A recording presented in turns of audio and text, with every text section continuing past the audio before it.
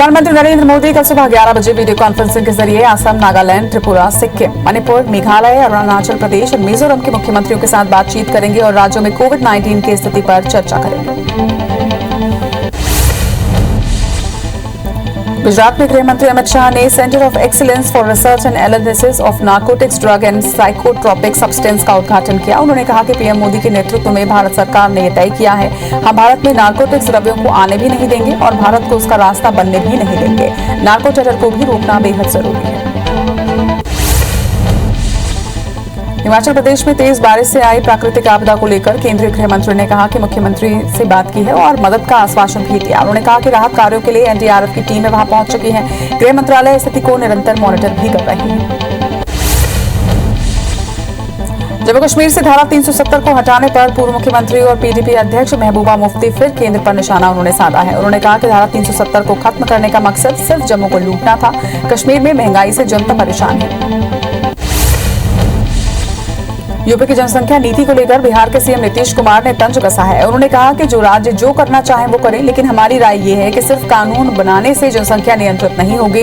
जब महिलाएं पूरी तरह से पढ़ी लिखी होंगी तभी प्रजनन दर कम होगी। हमें लगता है कि 2040 तक जनसंख्या बढ़ोतरी नहीं रहेगी और फिर ये कम होना शुरू होगी। लखनऊ के काकोरी से कल गिरफ्तार किए गए अलकायदा के 2 आतंकियों को पुलिस ने कोर्ट में पेश किया, जहां से दोनों आतंकियों को 14 दिन के पुलिस रिमांड पर भेज दिया गया है। सपा प्रमुख अखिलेश यादव के बाद अब बीएसपी सुप्रीमो मायावती ने एटीएस के ऑपरेशन पर सवाल उठाए। उन्होंने कहा कि चुनाव से पहले ही ऐसा क्यों होता है। यूपी विधानसभा आम चुनाव के करीब आने पर ही इस प्रकार की कार्रवाई लोगों के मन में संदेह पैदा करती है। सीएम शिवराज ने केंद्रीय मंत्री ज्योतिरादित्य सिंधिया से मुलाकात की। इस दौरान इंदौर, भोपाल और जबलपुर एयरपोर्ट के विस्तारीकरण और ग्वालियर इंदौर में कार्गो हब और कार्गो कॉम्प्लेक्स बनाने पर चर्चा हुई। इसके अलावा सीएम शिवराज ने जबलपुर डुमना एयरपोर्ट का नाम रानी दुर्गावती के नाम पर रखने और भोपाल को इंटरनेशनल एयरपोर्ट बनाने का प्रस्ताव भी रखा। मुख्यमंत्री भूपेश बघेल की सीएम हाउस में योजना आयोग के साथ बैठक हुई। बैठक के दौरान टास्क फोर्स के सुझावों समेत कई मुद्दों पर चर्चा हुई। बैठक में सीएम के सलाहकार और कई अधिकारी मौजूद रहे। बता दें कि सीएम हाउस में जगन्नाथ पूजा के बाद सीएम भूपेश की अध्यक्षता में ये बैठक हुई।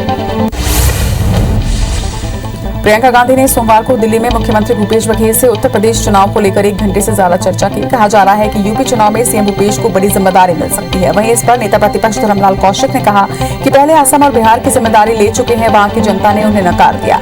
हमें मालूम है कि वहां भी वही हश्र होगा। मध्य प्रदेश कांग्रेस ने फिर 3 कृषि कानून के विरोध में किसानों के आंदोलन को समर्थन दिया है। पूर्व मुख्यमंत्री कमलनाथ ने मुख्यमंत्री शिवराज सिंह चौहान को एक चिट्ठी लिखी है।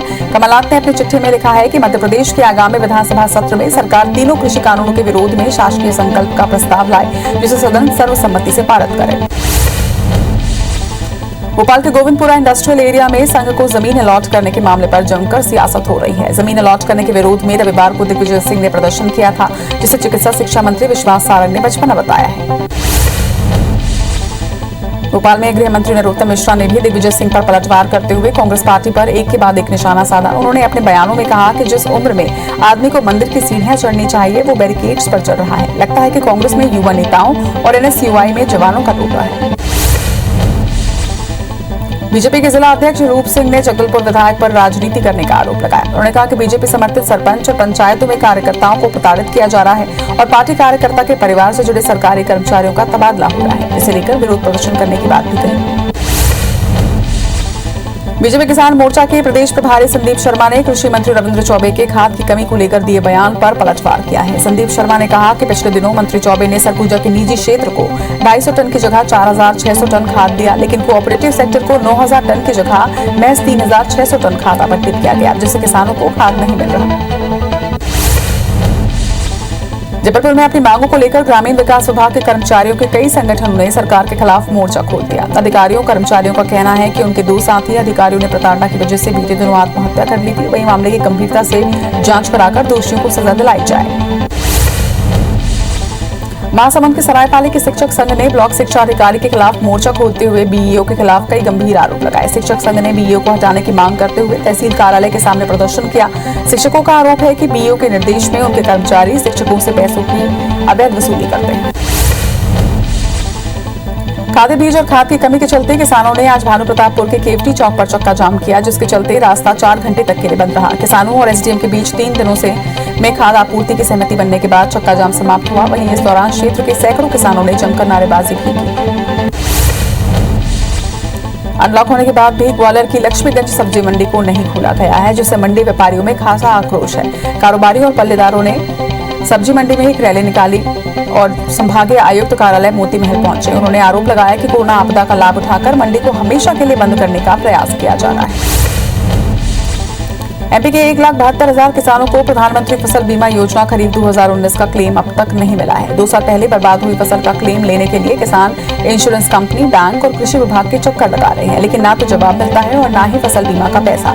इन सभी किसानों के खातों से बैंकों ने फसल बीमा का प्रीमियम भी काट लिया है। वहीं कांग्रेस राज्य सरकार पर आरोप लगा रही है।